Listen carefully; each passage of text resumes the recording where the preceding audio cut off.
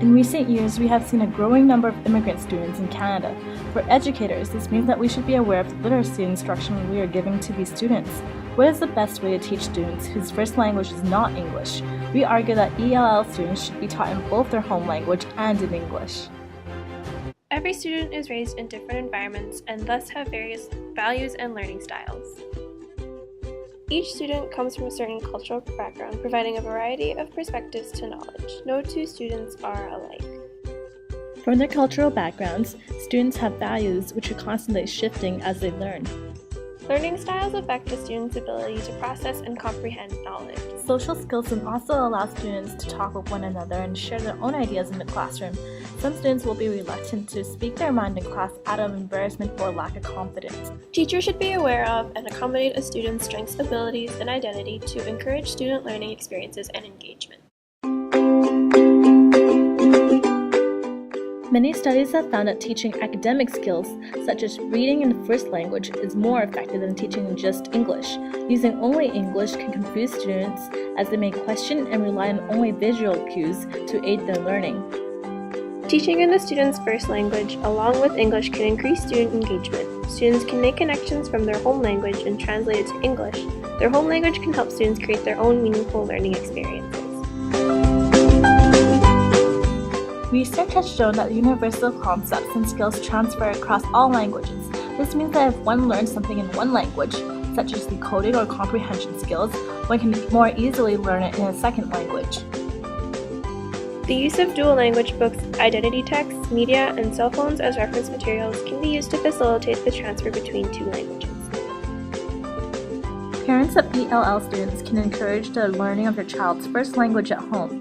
Students can learn English sufficiently at home through consistent practice of their home language. This decreases the language barriers at home and at school if parents participate in their child's learning. Not only does this help the student, but the parents can benefit from this interaction as well.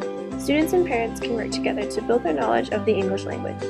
By using their first language as a learning tool, students can start to form their own perceptions of themselves and have cultural awareness to respect others' traditions. During our field experience, we observed a school celebrating a Taste of Culture night where students and their families were invited to participate at the school.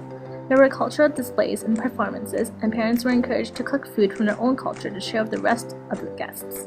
During this event, students learned to be proud of their own culture and appreciate their classmates' cultures. Students can become mindful of multiculturalism and unite together to preserve and respect each other's differences. Although research shows that teaching instruction in two languages can be beneficial to ELL students, there are a few limitations that need to be addressed. Firstly, we have a shortage of teachers who are available to provide academic instruction to all of the students who speak many different languages. Even if teachers did have knowledge of a certain language, it would require more planning for teachers to create specialized plans that cater to ELL students on top of their main lesson plans. Teachers may not have the experience to teach ELL students in their home language. Lastly, trying to provide the students with resources in another language is costly. The cost of buying dual language books and hiring new staff to accommodate for ELL students can be a financial burden on the school.